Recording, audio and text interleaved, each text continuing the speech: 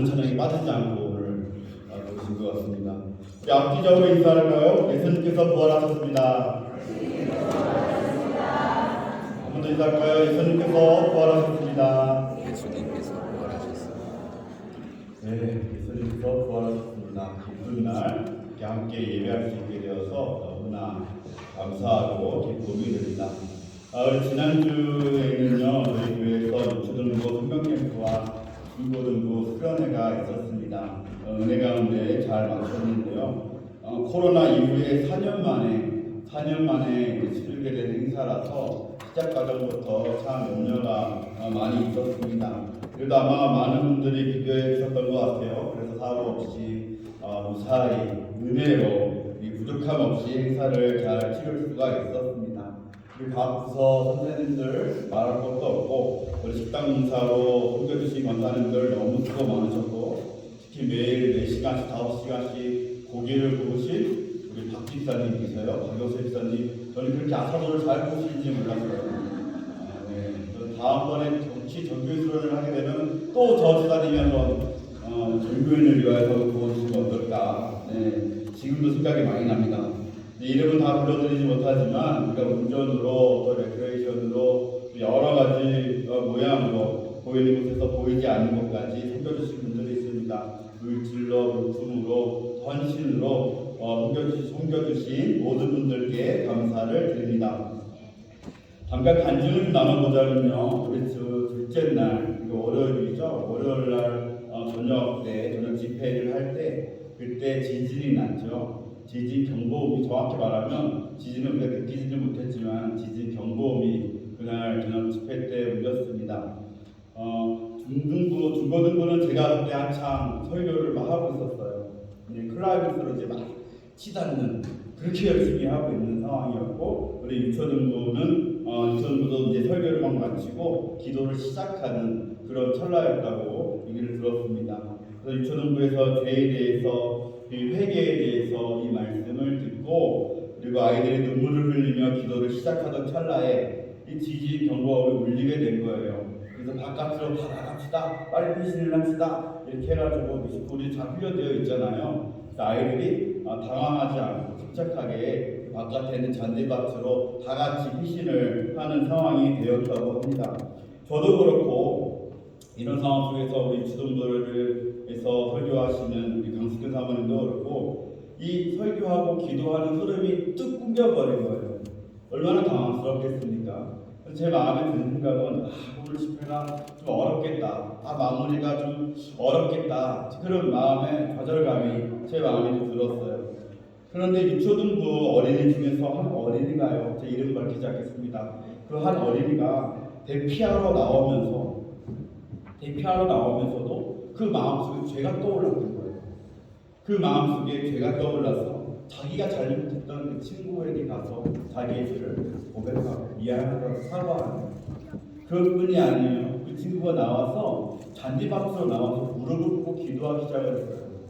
무릎을 꿇고 자신의 죄를 고백하며 회개하며 눈물을 흘리며 기도할 때에 그 다른 모든 친구들이 같이 그 잔디밭에 앉아서 기도하기 시작을 했습니다. 선생님들도 다 함께 무릎을 꿇고 눈물을 흘리며 기도했습니다. 사랑하는 여러분, 누가 그 어린이의 마음에 죄를 깨닫게 하셨을까요? 누가 그 자리에 모인 어린이들이 그 잔디밭에, 그 차디찬 잔디밭에 무릎을 꿇고 다시 울며 자신의 죄를 회개하게 하셨을까요? 성령 하나님이 그 시간 강력하게 아이들에게 임재하셨음을 믿습니다. 그리고 그들 안에 내주하시는 그 성령 하나님이 평생 그들과 함께 하시면서 그들의 삶을 선하게 인도하실 줄 믿습니다. 우리 중고등부도 다시 들어가서 이제 말씀을 마무리 짓고 기도했어요. 4년 만에 집회가 어려운 것이 뭐냐면 우리 친구들이 너무 오랜만에 기도하니까 기도가 잘 마음대로 되지 않는 거예요. 소리내어 기도하는 것이 잘 되지 않는 거예요. 그래서 저는 그럼에도 불구하고 하나님 이 자리에 은혜를 주십시오. 우리의 학생들에게 은혜를 주십시오. 이 자리에 찾아와 주십시오. 간절히 간구하면서 겨우겨우 그 기도회를 끌고 겨우 그 기도회를 마쳤어요. 그러고 나서 제 마음속에 사실 참담한 마음이 있었습니다. 지진 소동이 없었으면 좋았을 텐데, 지진이 일어나지 않았으면 얼마나 좋았을까, 시간이 조금 더 있었으면 얼마나 좋았을까. 그런데 나중에 여러 학생들의 이야기를 들었는데, 집회를 통해서 하나님을 만났다고, 집회를 통해서 많은 위로를 받았다고, 그래서 울면서 기도했다고 이야기를 하는 거예요. 하나님은 그 순간에도 아이들을 만나고 계셨어요. 제가 실패했다고, 제가 참담하다고, 제가 너무나 억울해하는 그 순간에 하나님은 그 학생들을 만나고 계셨는데 저는 상황을 타파하고 있는 거예요. 그런 저의 믿음의 모습을 저는 다시 한번 발견했습니다. 내 능력으로 되는 게 아니라 내 계획으로 되는 것이 아닌데 불구하고 여전히 저의 교만함이 저의 안에 있음을 제가 얼마나 회개했는지 모릅니다. 사랑하는 여러분, 주님이 주시면요, 그것이 언제든, 그것이 어느 장소이든지, 그것이 잔디밭 위에서라도 우리는 놀라운 은혜를 체험할 줄 믿습니다. 우리가 준비되어서가 아니에요. 우리가 잘 계획했기 때문에 그런 것이 아닙니다. 우리의 능력이나 우리의 상황과 상관없이 하나님이 주권적으로 우리의 가운데, 지금도 우리 가운데 일하고 계심을 믿으시기 바랍니다. 우리 유초등부 중고등부에 임한 그 은혜가 이 시간 우리에게도 임하기를 주님의 이름으로 축원합니다. 예수님의 고난과 관련해서 얼마 전 기독교 안에서 이슈가 하나 있었습니다. 작년부터 유명해진 어떤 도사님이 계신데, 제가 다른 종교라 할지라도 존경하는 뜻에서 님을 붙여드리겠습니다. 그 도사님이 산에서 10년을 넘게 수련하시다가 도를 깨달으신 것 같아요. 도를 깨닫고 내려와서 사람들을 가르치고 있는 긴 수염, 긴 머리를 하신 신수염 가지신 그런 분이십니다. 유튜브를 통해서도 강의를 많이 하시는 것 같은데, 저는 이분의 주장을 이제 기독교 신문을 통해서 접하게 되었습니다. 몇 년 전 이분이 예수님의 고난에 대해서 영상을 유튜브에서 가르쳤다고 이야기를 하더라고요. 논란이 되었는데 그 내용을 보니까 이렇습니다. 신이, 하나님이죠. 신이 예수님한테 앞으로 일어날 일들을 다 점괘로 알려주었다는 거예요. 앞으로 일어날 일을 다 점괘로 알려주었는데 예수님이 미련해서 그것을 대처하지 못했다라고 가르칩니다. 유다가 자신을 배신할 것도 다 알고 있었는데 그것도 신이 다 점괘로 알려주었는데 이 예수라는 사람이 지혜를 터득하지 못해서 바르게 대처하지 못하고 배신당하고 고난당하고 결국엔 십자가에 못 박혀 죽었다고 이야기를 하는 거예요. 그러면서 자신이라면, 그 도사님 자신이라면 예수님처럼 미련하게 하지 않았을 것이다. 자기는 지혜롭게 했을 것이다. 라고 가르쳤다 이야기합니다. 아마도 자신이 예수님이라는 사람보다 더 지혜롭다는 것을 강조하기 위해서 이러한 것을 가르쳤던 것 같아요. 그런데 그 도사님뿐만 아니라 세상 모든 사람들은 그리스도의 십자가 사건을 보면서 미련한 것이다 라고 판단을 하더라는 것이죠. 오늘 본문에 보면 바울 당시에도 그리스도의 십자가를 미련한 것이라고 생각하는 사람들이 있었습니다. 23절을 보면 우리는 십자가에 못 박힌 그리스도를 전하니 유대인들에게는 거리끼는 것이요 이방인에게는 미련한 것이로되 라고 이야기하고 있어요.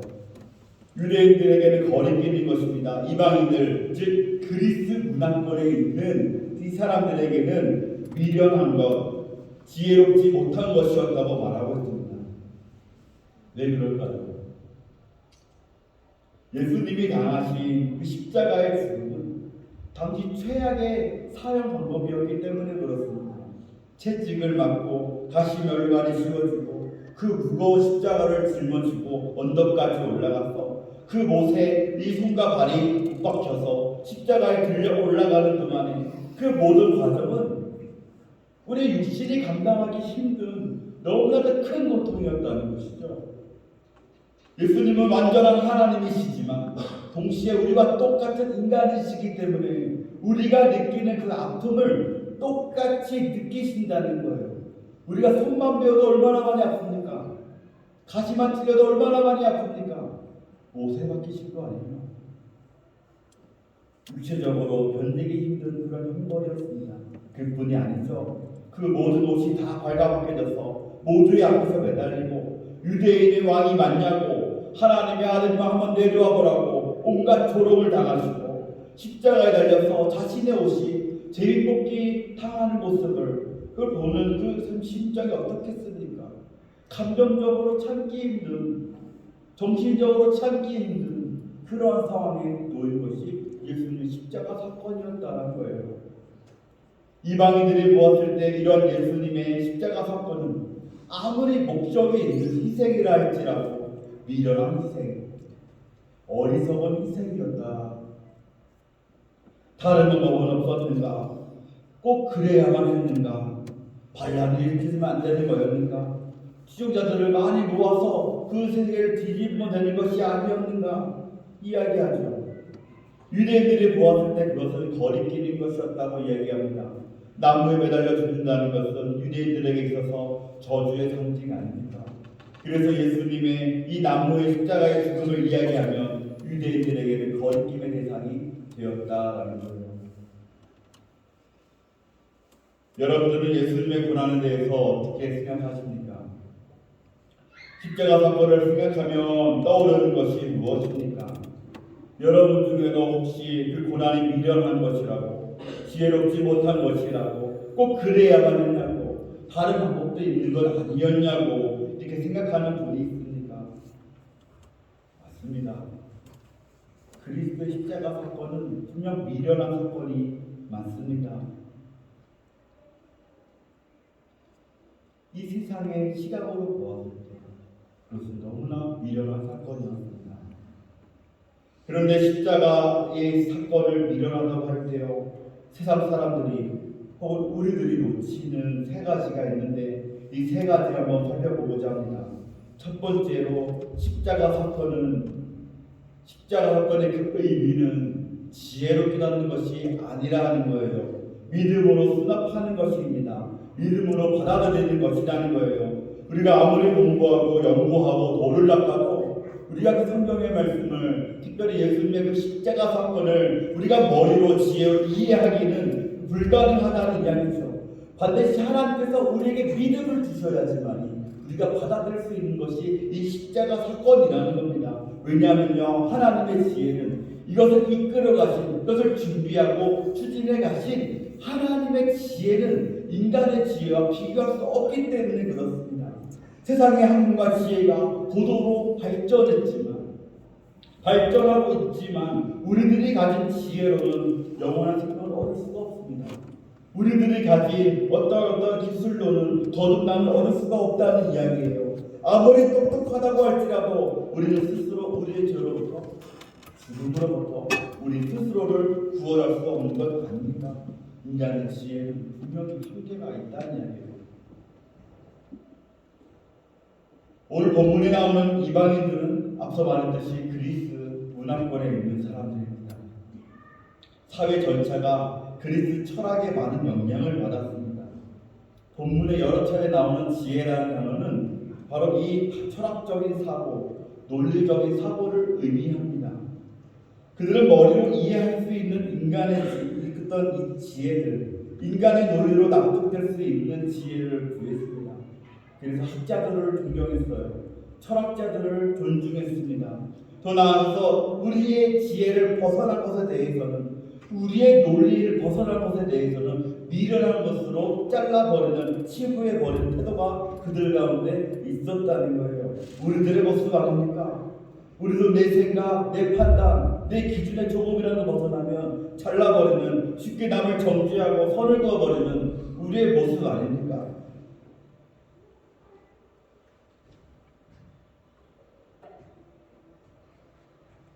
그러나 우리의 지혜는 한계가 있더라는 것이죠. 우리가 그리스도의 십자가 사건을 우리의 지혜로, 우리의 시각으로, 우리의 경험만으로 판단한다면 미련한 것을 맞게 되는 거예요. 그러나 이것은 지극히 교만한 사람인 것은 하나님을 알지 못하는 사람의 자세라고 이야기합니다. 십자가 사건은 이런 교만한 사람들의 생각으로는 도저히 이해될 수 없는 하나님의 방법이었습니다. 하나님은 사람들이 어리석다고 생각하는, 하나님 사람들이 미련하다고 생각하는 그 방법으로 구원의 길을 열어 놓으셨어요. 하나님은 한계를 가진 인간의 지혜, 그 작은 논리로 납득되는 지혜 정도가 아니라 믿음을 통해서 죄인들을 구원하시기로 결정하셨다는 거예요. 그래서 십자가의 죽음이라는 미련하고 어리석은 방법 안에 구원의 길을 열어 놓으셨다고 본문 이야기하고 있습니다. 사랑하는 여러분, 이 십자가 사건을 온전히 이해하려면요, 그것을 우리의 마음에 받아들이려면 믿음이 필요합니다. 우리가 똑똑하다고 생각할 수 하는 만큼의 그 큰 믿음이 우리 가운데 필요한 거예요. 세상의 지혜가 아니라 하나님이 주시는 신령한 지혜가 반드시 필요한데, 이 지혜는 누구한테 주십니까? 하나님은 자신을 죄인으로 인정하고 자복하고 회개하며 믿음으로 겸손함으로 즐게 나아오는 자들에게 신령한 지혜를 허락하여 주십니다. 하나님은 성령 하나님을 통하여서 하늘의 지혜를 허락하시고 우리가 복음의 참된 진리를 깨닫게 하십니다. 그래서 하나님이 우리에게 믿음을 주실 때 비로소 우리가 참된 지혜를 얻을 수가 있는 거예요.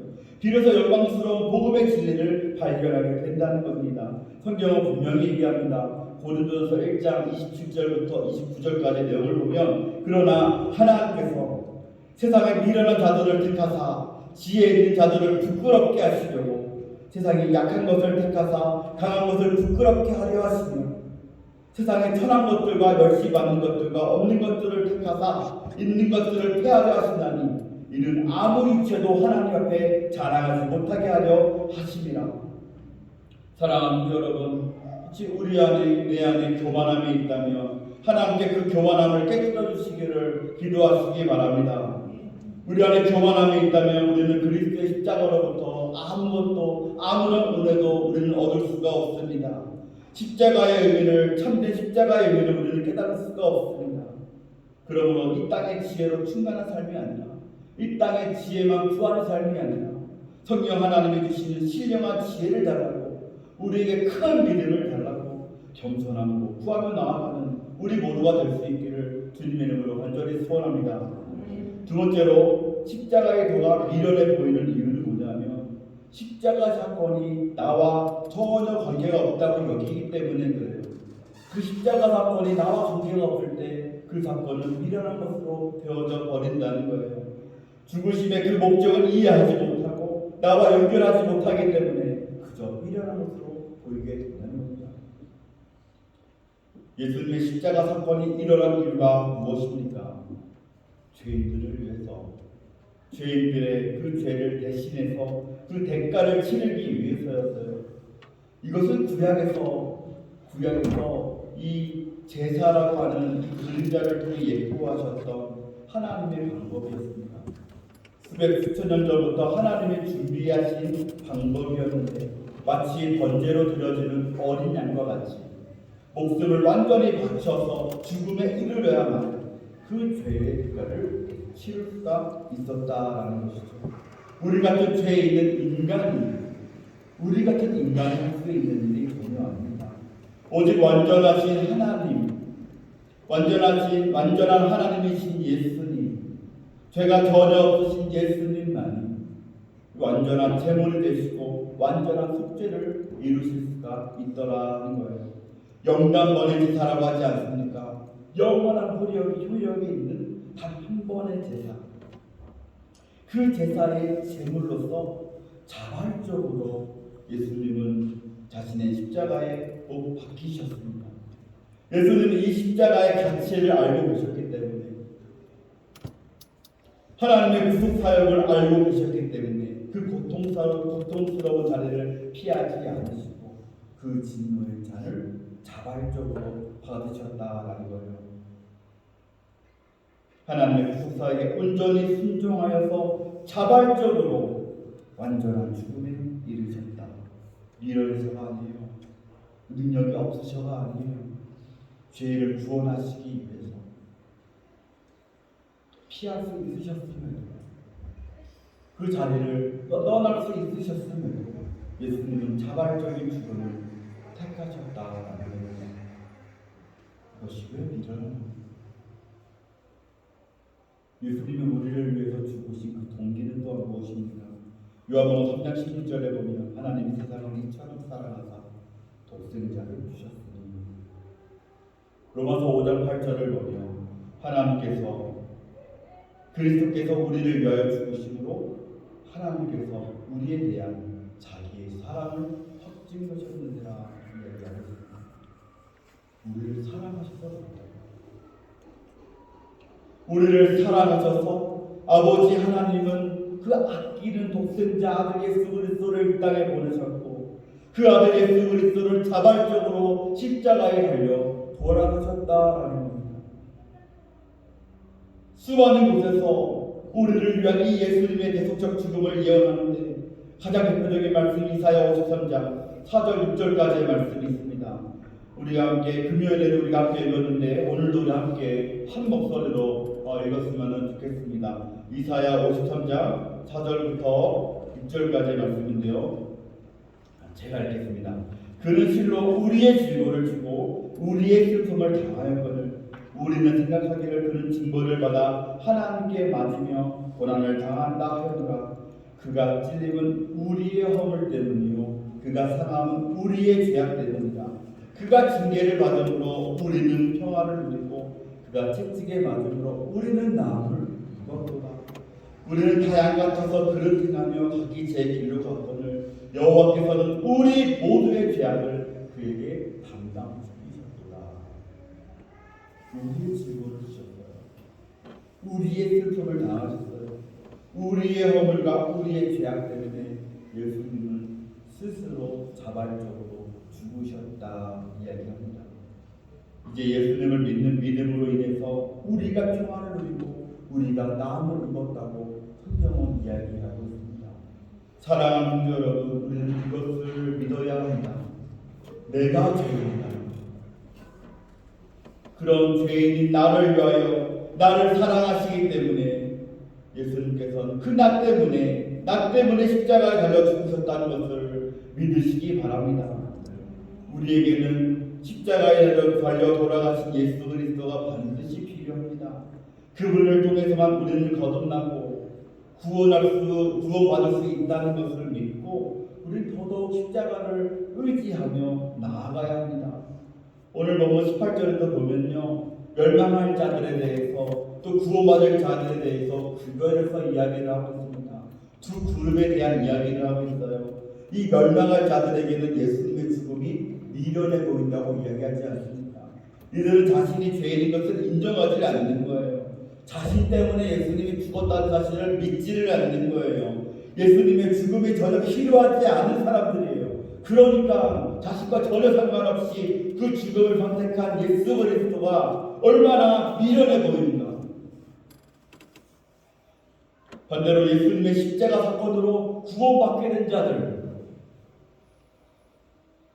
우리들에게 있어서는 그 십자가가 하나님의 능력이라고 이야기하고 있습니다. 그 사건이 나를 위해서, 죄인이 나를 위해 일어난 사건, 하나님의 능력으로, 하나님의 은혜로 이루어졌다고 믿는 거예요. 무서운 거 아닙니까?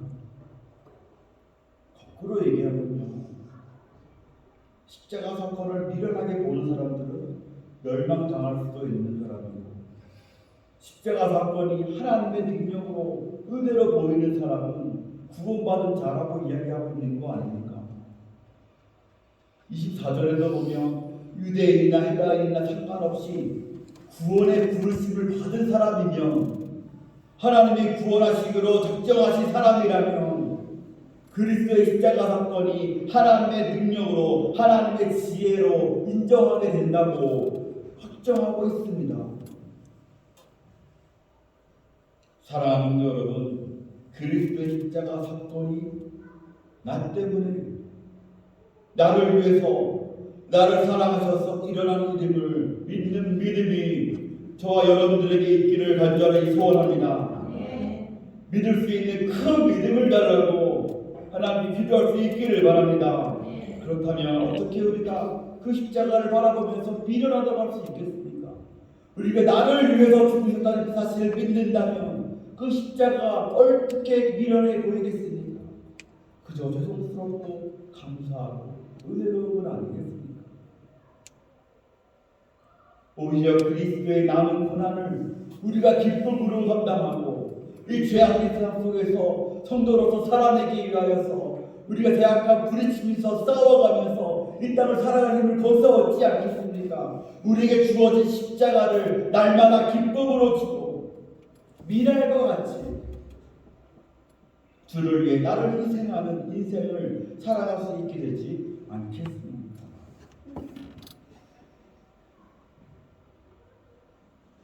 마지막으로 그리스도의 십자가가 미련해 보이는 가장 큰 이유는 부활을 믿지 않기 때문이에요.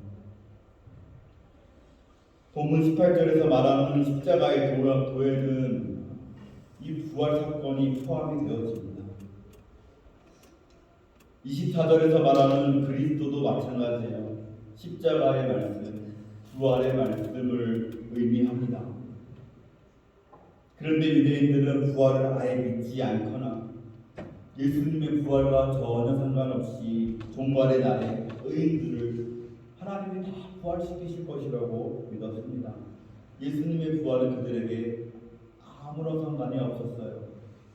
그리스 철학을 따르는 자들은 죽음 이후의 부활을 설명할 수 없기 때문에 믿지 않았습니다. 우리들의 지혜로 그 부활은 설명될 수 없는 걸 아닙니까?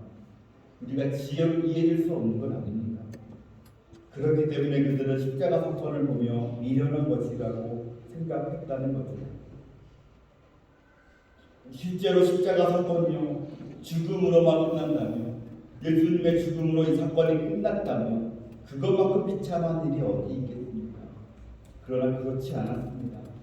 예수님은 죽으신 지 3일 만에 다시 부활하셨습니다. 예수님은 부활하심으로 죽음을 이기셨습니다. 믿으십니까? 그것을 믿으셔야 돼요. 성경은 예수 그리스도의 부활을 기록하고 당시 수많은 사람들이 그분의 부활을 목격했습니다. 예수님의 부활이 역사적 사실이라는 거예요. 고린도전서 15장 14절을 보면 바울이 이렇게 이야기합니다. 그리스도께서 만일 다시 살아나지 못하셨으면 우리가 전파하는 것도 헛것이요 너희 믿음도 헛것이며 부활이 없으면 십자가 사건은 헛것이라는 거예요.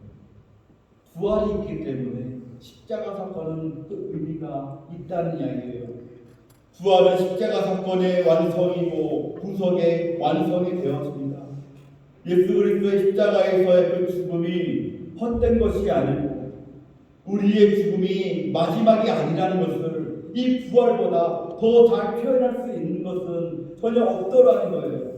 하나님이 예수님이 하나님의 아들이심을 가장 잘 증명하는 것이 무엇입니까? 바로 이 부활 사건 아닙니까? 스스로가 부활하신 이 사건 아닙니까? 십자가 사건은 우리의 죄를 씻고 죄사함을 받는 구원에 있어서 너무나 중요한 사건이 맞지만 우리가 부활을 믿지 않고 십자가를 믿을 수는 없다는 이야기예요. 부활을 믿지 않으면 십자가 사건은 그저 미련한 사건들 중에 하나가 되어진다는 것이죠.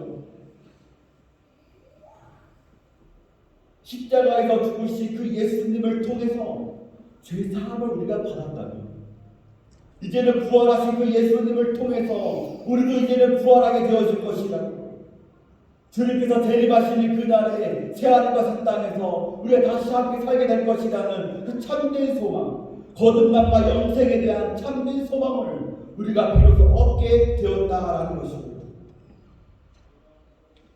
사랑하는 여러분 말씀을 마무리하겠습니다. 그리스도의 십자가는 미련한 것이 아닙니다. 그것은 교만한 자들로부터 감추어진 하나님의 지혜입니다. 우리를 위한 죄인인 나를 위한 구속의 방법이었습니다. 부활하심을 통해서 완성된 하나님의 능력이었고 하나님의 은혜였습니다. 우리가 그 십자가의 사건을 믿지 않는다면 우리에게 영생은 없습니다. 우리에게 부활도 없습니다. 우리가 부활을 믿지 않는다면 우리의 십자가는 미련한 것이 될 수밖에 없음을 기억해야 합니다. 사랑하는 여러분, 겸손함으로 십자가를 통한 위대한 구속의 사건을 온전히 믿을 수 있는, 그래서 감사함으로 참 소망으로 지혜와 능력으로 살아가는 우리 멕시코 한인영령교회 모두가 될 수 있기를 주님의 이름으로 간절히 축원합니다. 아멘. 주님 말씀 기억하면서 또 우리 이어질 우리 성찬식을 위해서 잠시 기도로 묵상하며 준비하도록 하겠습니다. 기도하겠습니다.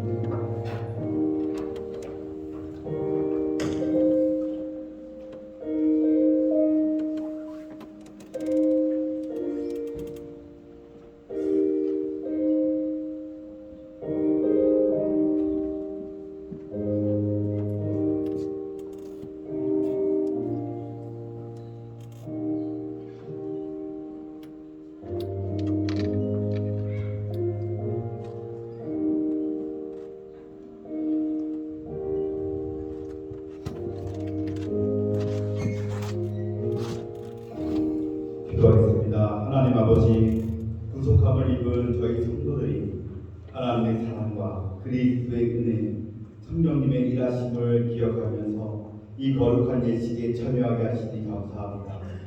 이 시간 주님이 제정하신 거룩한 성찬식에 동참하면서 주님의 몸과 피를 대할 때에 예수 그리스도의 고난과 죽으심 그리고 부활과 승리를 기념하게 하시고 우리의 심령이 새로워지게 하시고 우리의 삶이 변화되게 하시고 예식 가운데 우리의 공동체성을 확인하는 그런 거룩한 성례가 되게 하옵소서.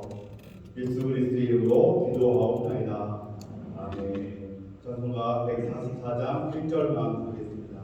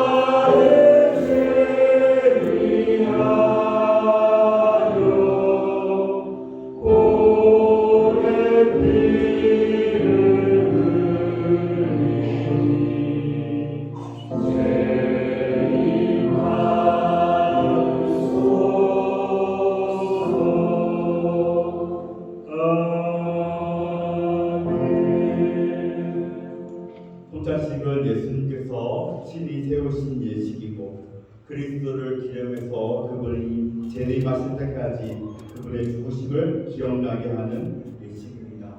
예수님이 직접 제정하셨기 때문에 우리는 거룩한 예식, 성례라고 이 예식을 부릅니다. 이 성찬에 참여하실 때에 성찬의 떡과 포도주가 그리스도의 몸과 피가 되어준다는 사실을 분명히 알아야 합니다.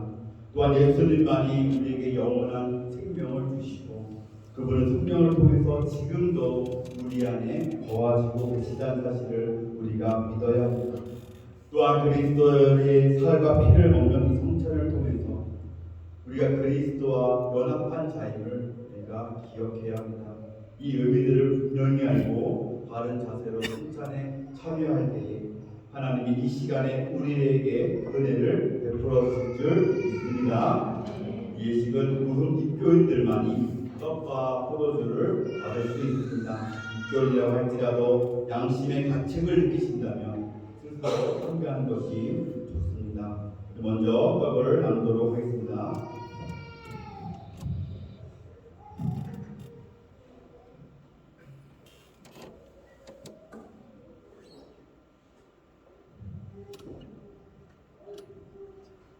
예수님께서 잡히시던 날 밤 떡을 가지고 축사하시고 제자들에게 떼어주셨습니다. 주의 명령을 따라서 저도 여러분들에게 떡을 나누어 드리고자 합니다.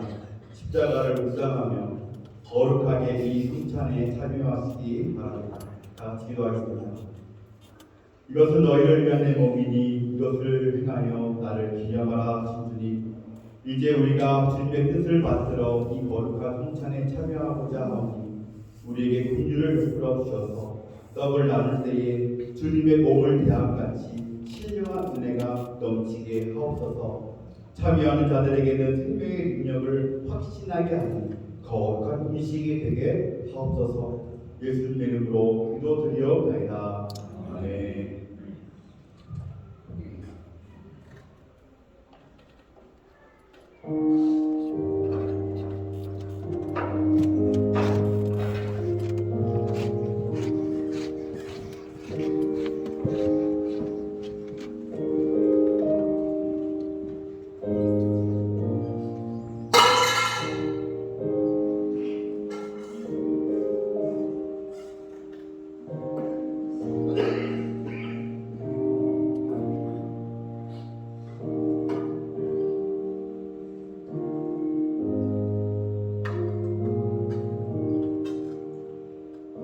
내가 너희에게 전한 것은 주께 받은 것이니 곧 주 예수께서 잡히시던 밤에 떡을 가지사 축사하시고 떼어 이르시되 이것은 너희를 위하는 내 몸이니 이것을 행하여 나를 기념하라.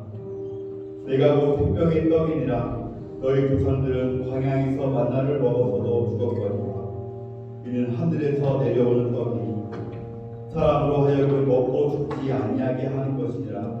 나는 하늘에서 내려온 살아있는 떡이니 사람이 이 떡을 먹으면 영생하려라. 내가 줄 떡은 곧 세상의 생명을 위한 내 살이니라 하시니라.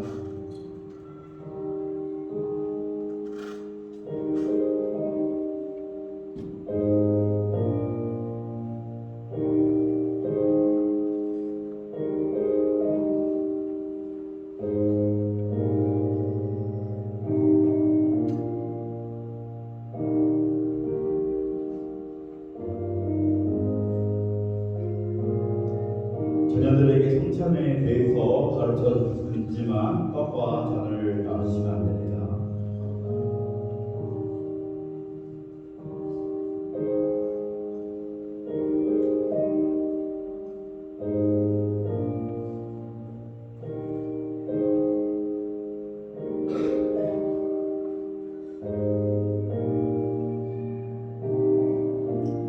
입교인 또는 세례교인 중에서 혹시 떡을 받지 못하신 분들은 손을 들어서 표시해 주시기 바랍니다.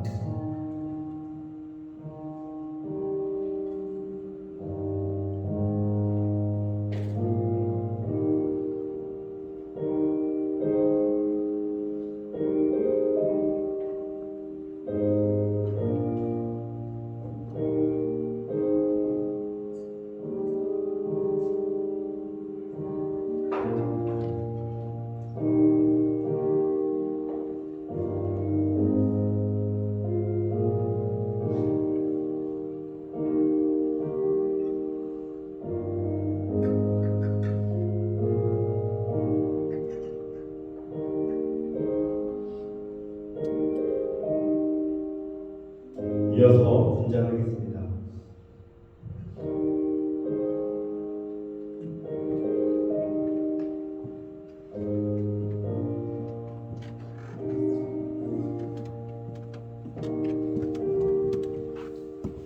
우리 주님께서 식후에 잔을 가지사 축사하신 후에 제자들에게 주시며 이르시되 이 잔은 나의 피로 세운 새 언약이니 이것을 행하여 마실 때마다 나를 기념하라 하셨습니다.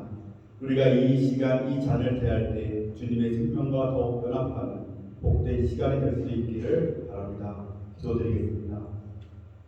내 살을 먹고 내 피를 마시는 자는 영생을 가졌고 마지막 날에 내가 그를 다시 살리리라 말씀하신 주님, 이 잔을 통하여 우리가 주님의 사랑이 일고 그 피에 참여함으로 생명이 이르고자 하오니 이 예식을 통하여 더 큰 은혜를 힘있게 하여 주시옵소서. 우리를 죄악으로부터 지켜주시고 더 센 힘을 얻어 주의 십자가와 부활을 주님 다시 오실 때까지 증거하는 하나님의 사람들이 되게 하여 주시옵소서. 거룩하신 예수님의 이름으로 기도하옵나이다. 아멘.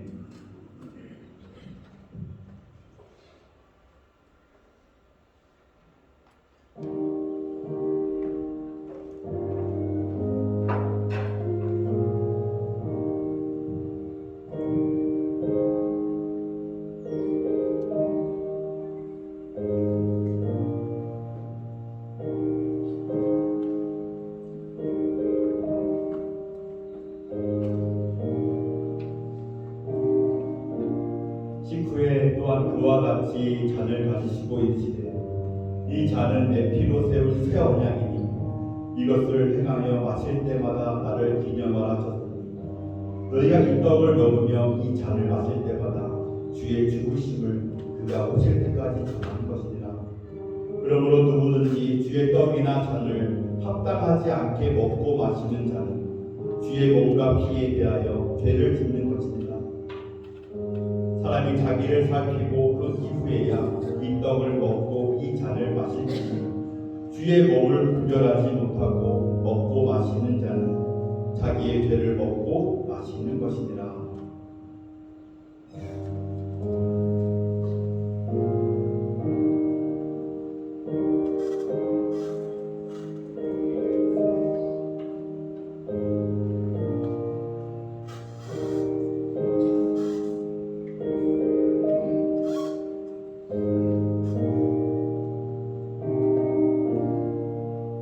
예수께서 이르시되 내가 진실로 진실로 너희에게 이르노니 인자의 살을 먹지 아니하고 인자의 피를 마시지 아니하며 너희 속에 생명이 없느니라. 내 살을 먹고 내 피를 마시는 자는 영생을 가졌고 마지막 날에 내가 그를 다시 살리리니 내 살은 참된 양식이요 내 피는 참된 음료로다. 내 살을 먹고 내 피를 마시는 자는 내 안에 거하고 나도 그의 안에 거하나니 살아계신 아버지께서 나를 보내심에 내가 아버지로 말미암아 사는 것 같이 나를 먹는 그 사람도 나로 말미암아 살리라. 아멘.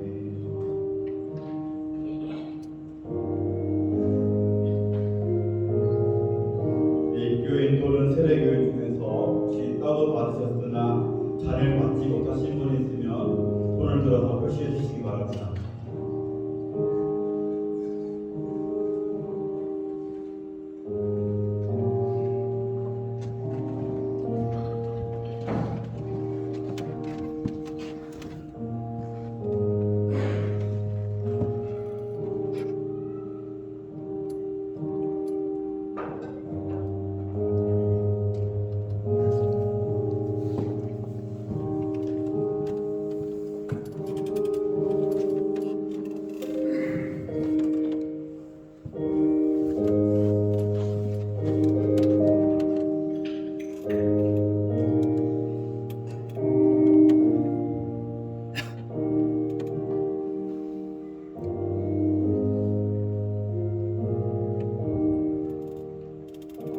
예수님께서는 우리를 위해 십자가에서 죽으셨지만 그리고 그곳에서 피와 살을 쏟으셨지만 3일 만에 부활하심으로 우리에게 참 소망을 주셨습니다. 이제 그분의 피와 살을 기념하며 그분의 십자가와 부활을 믿는 자들에게는 영원한 생명이 있습니다. 그리고 자리에서 일어나셔서 기쁨으로 힘차게 우리 160장을 찬양하도록 하겠습니다.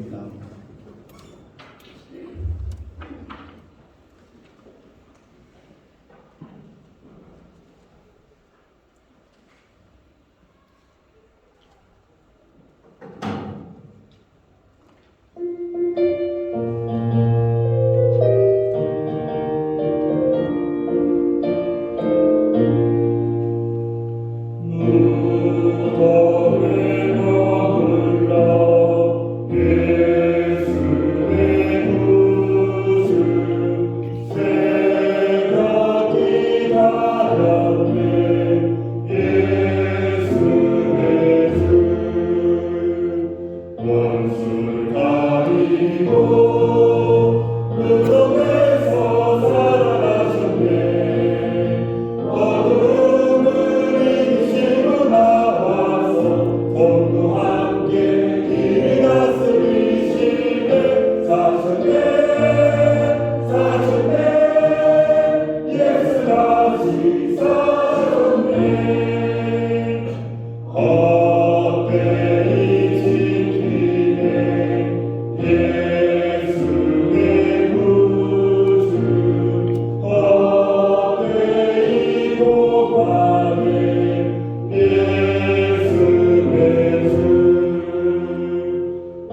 원수를 가리고 무덤에서 살아나셨네.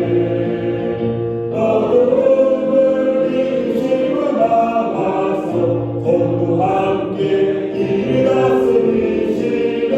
사셨네 사셨네 예수 다시 사셨네. 어디고 같으니 예수의 구주 우리를 살리네. 예수의 주 원수를 가리고 무덤에서 살아나셨네. 어두움을 이기시고 나와서 전부 함께 이를 다스리시네. 사셨네 사셨네 예수 다시 사셨네. 축도하겠습니다. 이제는 우리 주 예수 그리스도의 은혜와 하나님 아버지의 무한하신 사랑하심과 성령님의 감동 감화로 교통하심이 이제 예수 그리스도의 십자가를 우리 가장 귀한 것으로 여기며 예수님의 부활의 능력을 소망하며 거룩한 예수의 참여나 우리 모든 성도들 교회와 가정과 사업과 주님의 몸된 교회와 우리 머리 위에 지금으로부터 영원까지 함께 있을지어다. 아멘.